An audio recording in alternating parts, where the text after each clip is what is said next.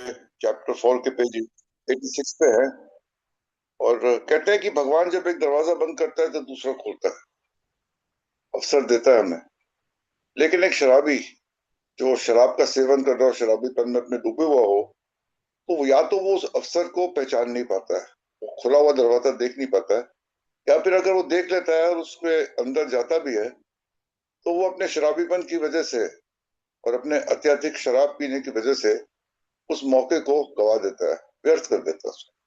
और ये यहाँ पे बिल डब्ल्यू के साथ भी होने वाला है, एक और दौर उसके जीवन का। आज हम कनाडा चलते हैं। A friend named Dick Johnson offered him a job with his firm Green Shields and Company, a brokerage firm in Montreal. Montreal Canada का एक मुख्य शहर है, जैसे कि हम सब जानते हैं। और बिल का यहाँ पे न्यूयॉर्क में तो सब कुछ खत्म हो गया था, वो जो डिप्रेशन हुआ था 1929 का, उसमें। और डिक जॉनसन नाम का उसका एक दोस्त कनाडा में था जिसके पास अभी भी पैसा था, और ग्रीन शील्ड्स एंड कंपनी नाम की ब्रोकरेज फर्म थी उसके पास मॉन्ट्रियल में। और वो बिल को जानता था और बिल के हुनर को पहचानता था, और उसके बुनियाद पे उसने बिल को एक नौकरी का अवसर दिया अपने मॉन्ट्रियल में। In December he and Louis move to Montreal, और वो उसके साथ मॉन्ट्रियल पहुंचे। वो upon their arrival about Christmas time they moved into a dingy apartment. एक छोटे से धुंधले से, डिंजी यानी कि छोटा धुंधला सा अपार्टमेंट को मिला वहां पे रहने के लिए, और वो वहां रहने लगे। ये दिसंबर 1929 की बात।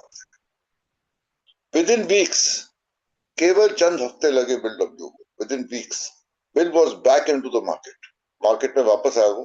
बिल डब्ल्यू शेयर मार्केट की बात कर रहे हैं यहाँ पे। और देखो, बिल के पास इस स्टेज पे अपना पैसा नहीं था, तो बिल डिक जॉनसन के लिए काम कर रहा था, उसके लिए ट्रेडिंग कर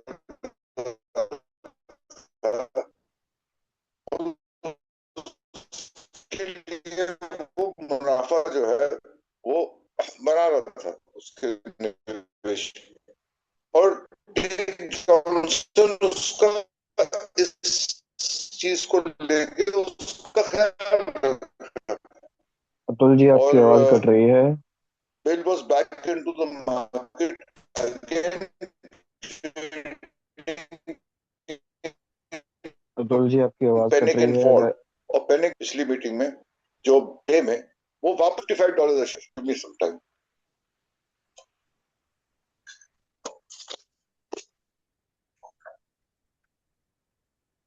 is it better now Devashish?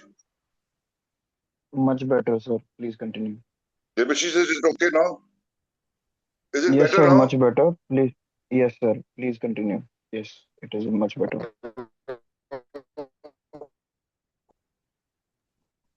Sir, फिर कट गई है आवाज। फिर कट रही है आवाज। ओके, आ गया। और डिक जॉनसन का ख्याल रख रहा है। और it seem that Bill was going to make a fast comeback. Bill जो है अब वापसी की ओर था। I felt like Napoleon returning from Elba, he said, no Saint Helena for me. अब थोड़ा सा, देवशी की आवाज अब क्लियर है क्या? Sir, should I beach beach continue? में आवाज ठीक हो। यस। बीच बीच में आवाज ठीक हो जाती है और फिर एकदम से खराब हो जाती है, तो मैं आपको बताता रहूंगा अगर खराब होगी तो। अभी आप कंटिन्यू करें। ओके। तो it seem that Bill was going to make a fast comeback. अब बिल अब वापसी की ओर था। और थोड़ा सा यहाँ पे फ्रांस के इतिहास में घुसते हैं हम। I felt like Napoleon returning from Elba, he said, no Saint Helena for me. अब नेपोलियन जो था वो एक प्रमुख राजा था फ्रांस का, जैसे कि हम सब जानते हैं। और उसको अलाइड फोर्सेस ने और रशिया ने वहां पे शिकस्त देके और फ्रांस से बाहर निकल दिया था। और उसको एक एल्बा नाम के द्वीप में, उसको एक छोटी सी 1000 सेना की टुकड़ी के साथ वहां भेज दिया था। कहता तू यहीं रहेगा, फ्रांस वापस नहीं आएगा। और उसका एक तरह से एग्जाइल कर दिया था एल्बा में। लेकिन वहां से वापसी करी नेपोलियन ने, और एल्बा से वो वापस जो है फ्रांस में आया।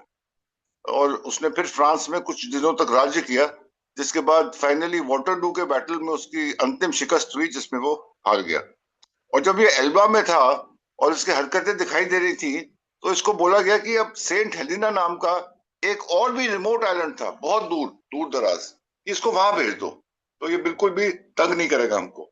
लेकिन वो सेंट हेलिना में उसको जब तक वो भेजे, वो एल्बा से उसने अपनी छोटी सी टुकड़ी के साथ एक वापसी करी और दोबारा फ्रांस में उसने राज्य करा कुछ दिनों के लिए, जब तक उसकी शिकस्त नहीं हुई वाटरलू के जंग में।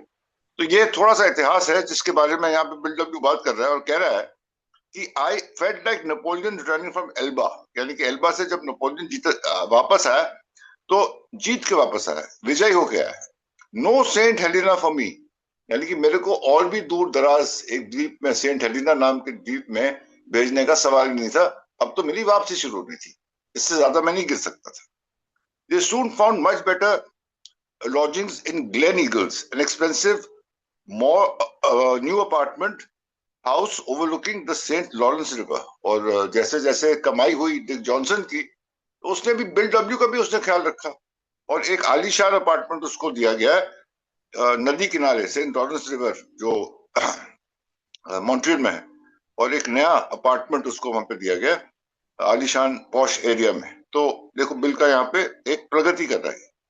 They had a wonderful time in Montreal, और मॉन्ट्रियल में भी बहुत उन्होंने मजा किया, बहुत अच्छा समय वहां बिताया, playing golf and dining in the club house. Golf खेलता था वो, और गोल्फ क्लब के क्लब हाउस में ही रात का भोजन होता था लुइस के साथ उसका।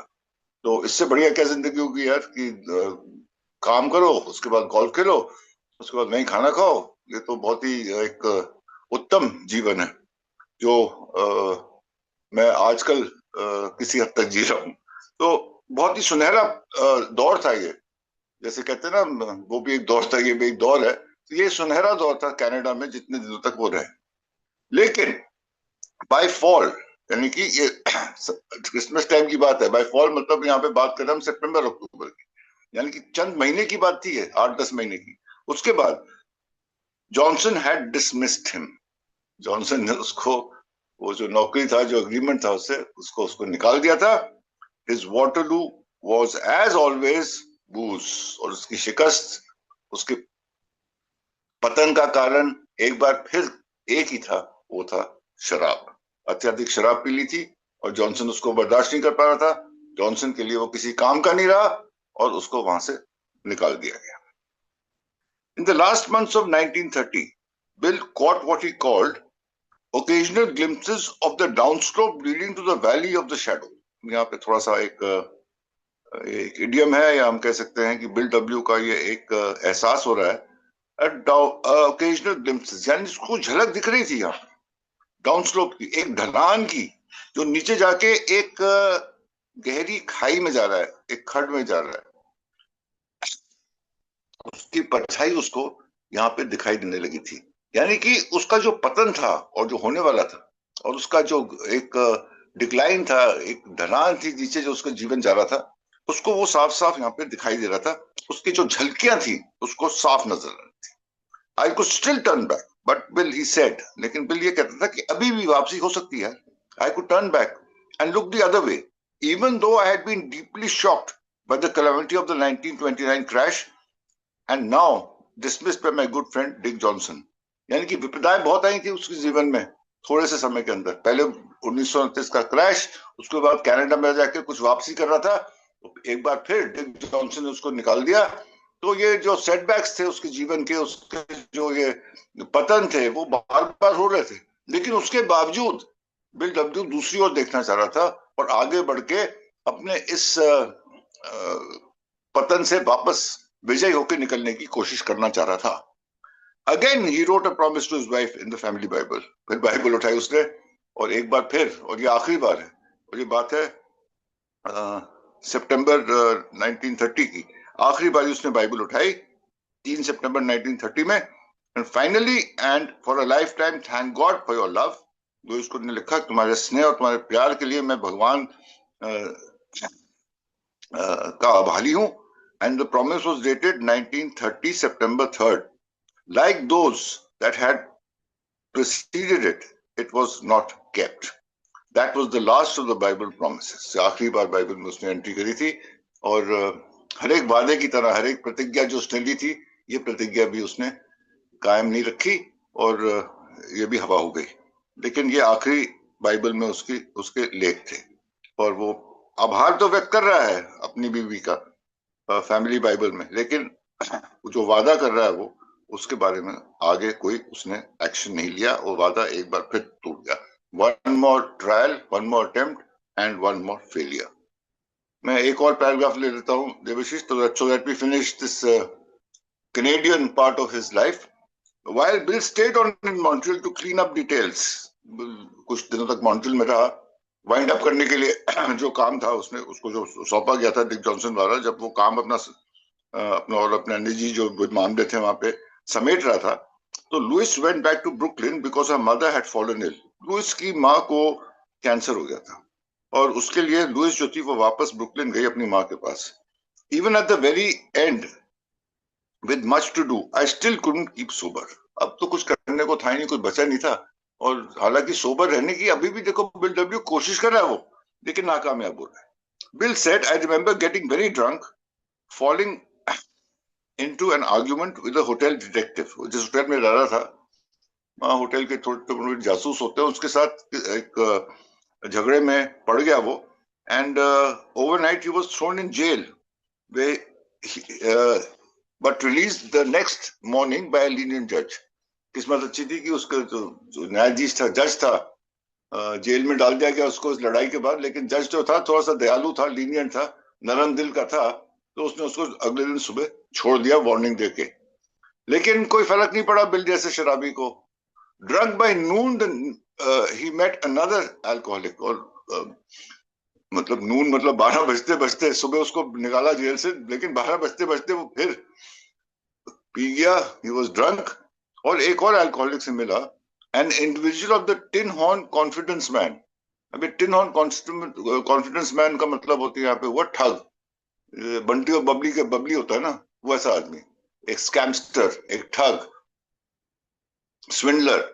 और इसको टिन हॉर्न कॉन्फिडेंस मैन बोला जाता है। टिन हॉर्न मतलब अंदर से खोखला है वो, उसके पास कुछ नहीं है, टीन के डब्बों से काम चला रहा है वो अपनी जिंदगी में, लेकिन अंदर से वो क्या है, दिखावा बहुत है, ठग है वो। क्योंकि कॉन्फिडेंस मैन का मतलब यहाँ पे वो है कॉन मैन, यानी कि कॉन मैन है वो, और खोखला अंदर से। ऐसे एक शराबी के साथ बिल का वास्ता पड़ गया वहां पे। The companion was still with him when he finally woke up in Vermont at the Barnum Emerald Lake camp. और वहां से मॉन्ट्रियल से वो पहुंच गया वर्मोंट, यूएसए। और ये बंदा जो था अभी तक इससे चिपका हुआ था, ठग था ना। उसका क्या मकसद था कि इसको जहां तक जितना ज्यादा ठग सके इसको ठग लो, बिल डब्ल्यू को, जो थोड़े बहुत पैसे उससे पे ये भी छीन लो। और उसने वही किया। It took almost every cent Bill possessed to send the man back to Montreal. अब इस आदमी से, इस ठग से पीछा छुड़ाने के लिए बिल को एक एक पाई जो उसके पास थी वो इसको देनी पड़ी, तब कहीं जाके इस कॉनमैन से उसका पीछा छूटा और उसको वापस उसने मॉन्ट्रियल भेजा, और उसने अपनी जिंदगी फिर आगे बढ़ानी शुरू करी वर्मोंट में। तो ये एक जो कनाडा का दौर था बिल डब्ल्यू का, उसके बारे में हमने आज पढ़ा। बहुत कुछ हुआ इस छोटे से अरसे के दौरान उसकी जिंदगी में। और मुझे निश्चित रूप से पता है कि हम लोगों को यहाँ पे काफी आइडेंटिफिकेशन मिलेगी कि हमारे जीवन में शराब पीते हुए भी कैसे कैसे अवसर आए, और कैसे कैसे कुछ अवसरों को हमने व्यर्थ गवा दिया, और कहाँ हम आ सकते थे। भगवान जो है वो हमारे साथ ही था हमेशा, लेकिन हम उन अवसरों को ठीक से पहचान नहीं पाए। तो ये एक रीडिंग का एक इंटरेस्टिंग पार्ट था। 4 पैराग्राफ मैंने पढ़े आज, and that's about it. Thank you very much, and back to Devashish. I hope my धन्यवाद audio was Atul ji. Clear. Yes sir, your audio was very clear. धन्यवाद अतुल जी। अब मैं राजेश जी को बुलाना चाहूंगा। राजेश जी आइए, हमें आगे लेके चलें। जी धन्यवाद। नमस्कार, मेरा नाम ब्रजेश अक्षराबी हूँ। Thank you Devashish ji service के लिए, और thank you Atul ji. Wonderful 4 paragraph आपने पढ़े, लगे बहुत ही बढ़िया। पता नहीं कितनी बार ये कहानी, क्योंकि बिग बुक की स्टोरीज हैं, पता नहीं कितनी बार पढ़ी होंगी ये स्टोरीज, लेकिन हर बार यूं लगता है जैसे नई है। ये बड़ा बहुत मतलब ना एक अजीब सा चमत्कार है इस किताब का। अब ये जो क्रैशडाउन हुआ और न्यूयॉर्क में, तो वॉल स्ट्रीट बिल्कुल क्रैश कर गई, लेकिन इससे थोड़ी सी विपरीत घटनाएं हो रही थी। एक बार तो गिरा कनाडा में भी, मतलब बाजार जो है जैसे एक बाजार, जैसे मान लो इंडिया का बाजार गिर रहा है और साथ के बाजार गिरे लेकिन संभल के। उनमें से कनाडा का बाजार एक ऐसा बाजार था जो गिरा लेकिन बहुत ही कम प्रभाव, मतलब उस जो तूफान था उसका कम प्रभाव कनाडा पे, और उल्ट लगा होने की कनाडा में बाजार उठने लगा। अब भाई बिल की कैपेबिलिटी पता थी लोगों को, बेडब्ल्यू के अंदर जो योग्यता थी उस चीज का हर व्यक्ति को पता था, और उनका एक क्लोज फ्रेंड था डिक जॉनसन, और उसने ऑफर कर दिया भाई आजा, इधर आजा, और ग्रीन शील्ड कंपनी में भी जॉब दिला दी, आजा भाई। और वो तो दोबारा फिर शुरुआत होगी भैया। और वो क्रिसमस के नजदीक वहां पहुंचे लुइस और बेडब्ल्यू, मतलब कनाडा पहुंच के। और जैसे ही पहुंचे तो उन्होंने पहले तो एक सस्ते से मतलब अपार्टमेंट में ठहरा दिया, लेकिन bill was back into the market. सब तो आगे भाई साहब।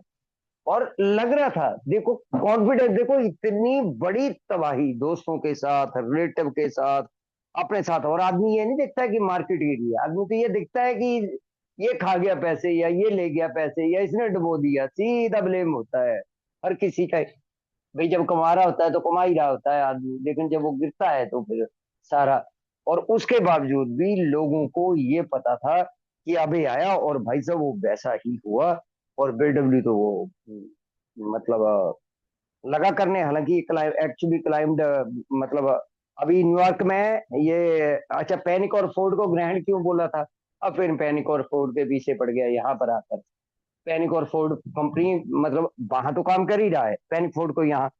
और 1930 में वहां पर जो था 55 का शेयर हो गया था, वहां पर अभी भी थोड़ा थोड़ा मतलब बहुत कम गति से बढ़ रहा था, लेकिन यहाँ पर ठीक ठाक शेयर की कीमत होगी 355। अब लगा बीडब्ल्यू अपने उससे करने, अब ये दोबारा चीजें लौटती हैं बिल के पास।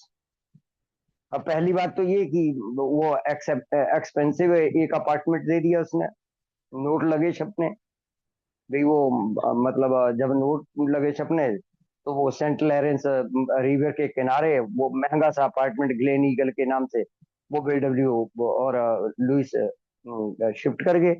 दोबारा मौज मस्ती, दोबारा गोल्फ चल पड़ा, क्लब में खाना पीना चल पड़ा, बार चल पड़ा, और सारा जगह सारा दोबारा चल पड़ा। अब ये जो चीजें हैं, ये जो चीजें हैं, ये हालांकि ये वाटरलू सही बोला कि वो तो उसकी वजह से है भैया। वो दोस्त ने मतलब धक्के दे के ही निकाला। धक्के दे के क्यों निकाला भाई साहब, वो एक दिन मतलब कर लिया काम, 4 दिन पता ही नहीं साहब कहाँ हैं, बाकी चीजें हो रही हैं। और फिर वो जल्दी उसे मतलब वो पिछले जितने भी उसने टाइम भी नहीं दिया। दरअसल डिक जॉनसन ने टाइम भी नहीं दिया, वार्निंग भी नहीं दी। डिक जॉनसन ने कोई वार्निंग नहीं दी, कोई टाइम नहीं दिया बेडब्ल्यू को। वो 2 3 4 5 महीने का खेल हुआ, और 4 5 महीने में उसने टिकट आउट कर दिया और बाहर निकाल दिया। और बेडब्ल्यू के मतलब सबसे बड़ा पतन गिन हुआ। और ये अंतिम झटका है जो हाइट में लगेगा। अब तो लो ही देखेंगे हम कि और कहाँ गिर सकता है, और कहाँ गिर सकता है। बिल का मतलब स्तर, मानसिक, शारीरिक, इमोशनल, फाइनेंशियल, सारे स्तर जो है अब यहाँ से जो है वो गिरावट ही हम लोग देखेंगे, क्योंकि 1930 में हम लोग जो है वो पहुंच गए। लेकिन ये सेंट हेलेना बड़ा प्यारा सा, पहले भी हम इस किस्से की जरूर जिक्र करते हैं। वो अतुल जी ने बिल्कुल सही कि वो दोनों ही तरीके से, एल्बा और सेंट हेलेना नेपोलियन के साथ दोनों ही जगह जुड़ी हुई थी, और दोनों ये टापू थे। क्योंकि नेपोलियन जब पूरे यूरोप पर था, फ्रांस ही नहीं, यूरोप पर पूरा उसका वर्चस्व था, राज था। 1814 में जब वो फ्रांस और रशिया के बीच में युद्ध हुआ तो वो युद्ध हार गया भाई साहब, और रशिया की संधि के तहत उसे एल्बा रहने के लिए दिया। लेकिन वो बड़ा टेढ़ा आदमी था नेपोलियन। और टेढ़ापन क्या था कि वो मतलब क्या होता है एक राजा में, यार वो चक्रव्यूह सा बनाता रहता है, पब्लिक को पटा लिया वहां की, और बाकी चीजें। और एल्बा के रहने के बाद वो फिर जबकि वो संधि ये थी कि भाई साहब आप फ्रांस की तरफ नहीं देखो, वो फिर आ गया और फिर राजा बना। और 1815 में फिर बैटल ऑफ वाटरलू, बहुत मतलब जैसे बड़े बड़े बैटल को गिना जाता है ना, बड़े बड़े युद्धों को, जैसे हम पानीपत का प्रथम, द्वितीय, तृतीय में युद्ध गिनते हैं, या बाकी युद्धों को गिनते हैं जो बड़े अच्छे अच्छे युद्ध है। उनमें बैटल ऑफ वाटरलू भी है। यहाँ पर जब वो हारा तो यहाँ पर सब उन्होंने राजपाट छीन लिया। फिर जैसे काला पानी की सजा देते हैं, काले पानी की, यहाँ पर इंडिया में है एक टापू सा काला पानी जो बोलते हैं, ऐसे ही सेंट हेलेना था। और वहां पर वो उसको भेज दिया और वहीं बेचारे की मृत्यु हुई। वापस आ नहीं पाया कभी भी वहां से, सेंट हेलेना से जो है वो वापस नहीं आ पाया, क्योंकि वो वहीं उनकी वजह से बड़ी कम सी उस उम्र में, शायद 52 ईयर ओल्ड था जिस टाइम वो बीमार पड़ा और मर गया। तो come back from Elba, not come back from Saint Helena. हालांकि ये सेंटेंस इस प्रकार का है, मतलब जो यूज करते हैं इस सेंटेंस को, बिल डब्ल्यू ने बदल के सेंटेंस जो है वो यूज करा है। मतलब न्यूयॉर्क से कनाडा, मॉन्ट्रियल तो आ गया भाई, वो जैसे हलवा से फ्रांस तो वापस आ गया, लेकिन मॉन्ट्रियल से जो वापसी नहीं हो पाई उसके जीवन में ना, कभी भी बिल डब्ल्यू की यहाँ से अब जीवन में कभी भी फाइनेंशियली या बाकी चीजों में वापसी कभी नहीं हो पाएगी। तो बड़े प्यारे से संदर्भ दिया हुआ है बिल ने इसके बारे में। अब यहाँ पर देख लेते हैं जी, बहुत बड़ी झलक बिल डब्ल्यू को क्या मिली अपनी गिरावट की।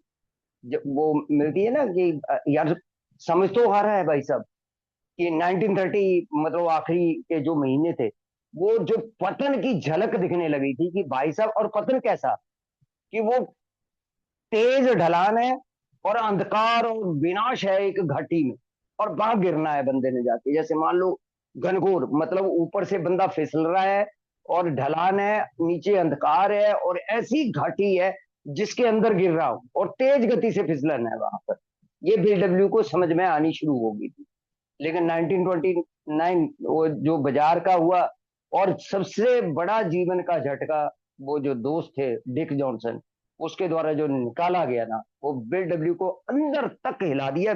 सेंटेंस भी वैसे ही लिखा हुआ है, मतलब डीपली शॉक्ड, अंदर तक। जैसे होता है ना यार, चलो बाजार तो ठीक था, दोस्त ने क्या कर दिया यार, कैसे किकड आउट कर दिया, और कैसे उसने बोला था कि आ जा यार मैं बैठा हूँ, कोई बात नहीं भैया हम दोनों करेंगे। और कैसे यार 2-3 महीने में ये तो उग गया और भी कमा के दे रहा था, बाकी चीजें हो रही थी। और फिर वो जो ससुराल की बाइबल थी, उसमें फिर वो अंतिम प्रोमिसेज उन्होंने लिखा कि तो तुम्हारे मतलब तेरे प्यार के लिए बहुत बहुत धन्यवाद। और ये 3 सितंबर 1930 को ये प्रोमिसेज। और अब ये भी वादा तो वादा ही है भाई साहब, ये कहाँ पूरा होने वाला था वादा, और शराबी का वादा कहाँ पूरा होने वाला है। और ये भी एक वादा वादा ही बन के रह गया। और फिर वो एक अलग घटना, जो थोड़ा बहुत वहां पर वो जो थे, क्योंकि एकदम पता लगा कि लुइस की मदर का मतलब मदर मैटिल्डा हयट स्पेलमैन, मदर लुइस की ना मदर का नाम। और जैसे उनका पता लगा कि जी वो बहुत बीमार है, और बीमारी का हालांकि वो ब्रेन हेमरेज के कारण गई थी, था उनको कैंसर भी था और बाकी चीजें भी थी। और लुइस तो चली गई भैया अपनी माँ को देखने, और बीडब्ल्यू यहीं कर रहा था। और यहीं पे एक झगड़ा और हो गया होटल डिटेक्टिव के साथ। वो आर्गूमेंट हुई, आर्गूमेंट झगड़े में बदली। अब होटल वालों ने फोन करा और जेल में डाल दिया, और जज अच्छा था। लेकिन यहाँ पर एक और हुआ, एक ठग मिल गया। मतलब वो जैसे मान लो बंद कर देते हैं ना, तो एक ठग वहां पर जैसे मेरे को भी बंद करा, मान लो एक आम इंसान है और अंदर ठग को बंद करा हुआ है जेल के वो सलाखों के पीछे। अब वो ठग क्या परिचय वहां हुआ बीडब्ल्यू को। अब वो ठग के साथ बातचीत होते आते, अब वो ठग तो चिपक गया भाई साहब। अब उसने तो जो राहत सही कसर भी थी ना, हर पैनी मतलब कपड़े उतारने वाला जैसे होते ना ठग की, भाई साहब नंगा करके चला गया बंदा, वो वाला हाल कर दिया। तो बीडब्ल्यू मतलब वो एक करेला ऊपर से नीम चढ़ा। एक तो पहले से विपदाएं आई हुई है और ऊपर से बंदे भी ऐसे मिल रहे हैं।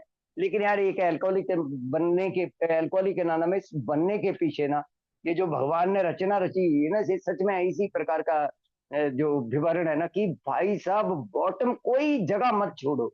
जब तक आदमी हार मानने को, मतलब बिल्कुल सारे हाथ खड़े करवाने हैं भगवान ने ना, तब जाकर जो है वो बिल को अपनी रिकवरी, और उसके बाद अल्कोहलिक एनोनिमस का जो है शुरुआत है, या अल्कोहलिक एनोनिमस की फाउंडिंग है ना, वो होने वाली है। धन्यवाद जी, थैंक यू। लेकिन अभी भी भैया 4 साल लगने हैं। अभी भी तो 3 सितंबर 1930 की, या सितंबर या 1930 की 1931 में लगभग हम प्रवेश कर गए। अभी भी 4 साल का घोर संकट का समय बिल डब्ल्यू के आगे। धन्यवाद।